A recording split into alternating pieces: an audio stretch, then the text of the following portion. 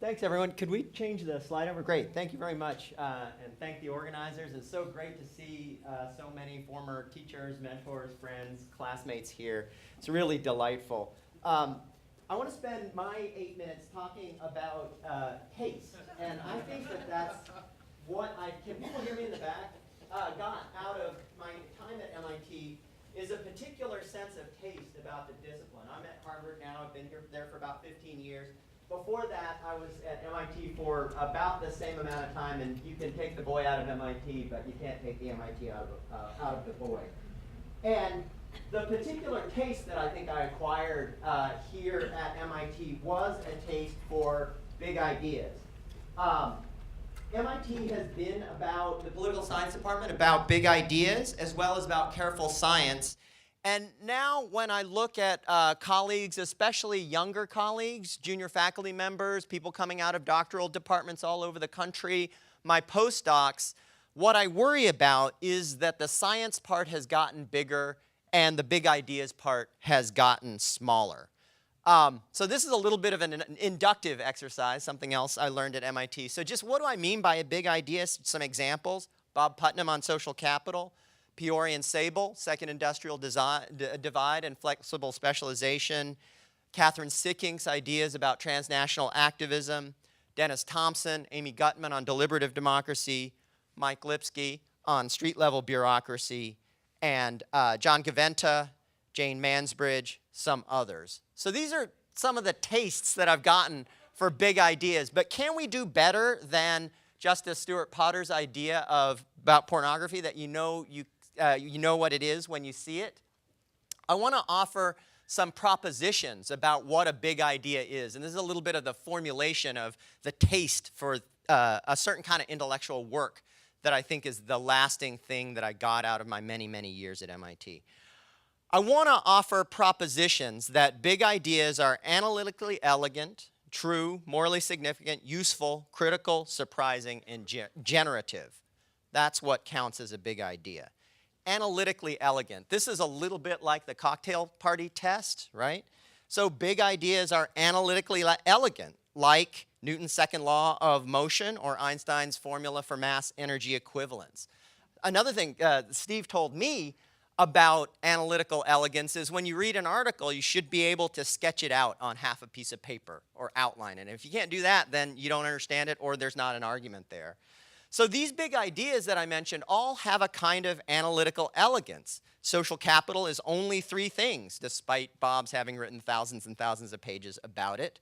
Forms of power, the Lukes and Gaventa idea that has stayed with many, many people for 3 or 4 decades now, is just about 3 levels of power. That's all it is.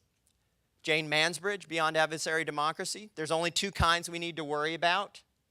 So all of these big ideas are analytically elegant. Not only can you describe them in a short amount of time at a cocktail party, you can put them on one slide with just a couple of bullet points. Now, true, this is the part where big ideas sometimes come in some tension with science, right? So what is truth, right? There is a kind of Hempel idea of truth. That's not what I mean. There's a kind of David Layton idea of truth. That's not what I mean either. What I mean when I say big ideas are true is a kind of Rorty idea of truth, right? We kind of, it's not really a correspondence idea, but it's a usefulness idea, a pragmatic idea of truth. I also like the Johnny Cash version of this. I find it very, very easy to be true. That's another sense in which I think big ideas are true. And some examples, right? James Scott's idea, seeing like a state, it's true enough. We know that all states aren't kind of dominating every single corner of social and political life at every moment, but it's true enough. It allows us to see part of the world that we didn't recognize before as very significant and explain it. That's the sense in which big ideas are true, not that they cover every single case and allow you to make inferences 100% of the time. They're not true like that. Social capital, I mean, goodness knows it's not true in every single instant, the claims about the force of norms and their benefits for health, et cetera, but they're true enough, right? Okay. Third feature of big ideas, they are morally significant. this is remarks about taste, so there's musical references. Bob Dylan says that good music tells you something about the way that you should live your life. I think good political science tells you something about the way you ought to organize social and political life. So therefore, big ideas are not value neutral. They tell us whether we should zig or we should zag. And big ideas are big because they say something useful about how we should live our lives. They say something about how we can make the world more just, more democratic, or happier. Second Industrial Divide, a book that had a huge impact on my intellectual development, told us that maybe mass production isn't the only way that we ought to organize our productive lives, that there's another way to go forward. James Scott argues, at least implicitly, that big modernist strategies of development result in some bad things, like a massive destruction of housing, and maybe that's not the best way to organize our bureaucratic and governmental lives. Okay, fourth feature of big ideas. They should be useful. Is political science useful these days? In the 100th anniversary issue of the American Political Science Review, the editor, Lee Seligman at the time, did a census of all of the articles that had been published in the APSR. Between 1910 and 1940, 20% of APSR articles had some kind of policy prescription at the end. Between 1967 and 2006, 6 out of 1,526 articles had that feature. Not 6%, but 6 articles, 0.3% of those articles. On that definition, Lee writes, if speaking truth to power and contributing directly to public dialogue about the merits and demerits of various courses of action were still important to the discipline, you would not know it from reading its leading journal. So, the big ideas that I've talked about inductively and are all useful big ideas. Jenny Mansbridge began the project of Beyond Adversary Democracy thinking that she was writing a handbook for activists and became a very important piece of political theory. Bowling Alone has been, as people know, an inspiration for all kinds of tools of international development and community development here and abroad, and so on. Okay, sixth point. Big ideas are critical. Joseph Schumpeter created the idea of creative destruction to describe processes of industrial innovation, but intellectual innovation destroys old ideas and replaces them with new ways of seeing the world. Majoritarian democracy versus the up-and-comer deliberative democracy, idealized participation versus what another big idea that's been influential in my intellectual development, different kinds of participation, some of which may be quite co-opted and negative, others which may be positive, which are more positive. Okay, sixth proposition. Big ideas are surprising and anomalous. There has to be a so what. They have to be able to, they have to tell you something that is non-obvious that you didn't know before.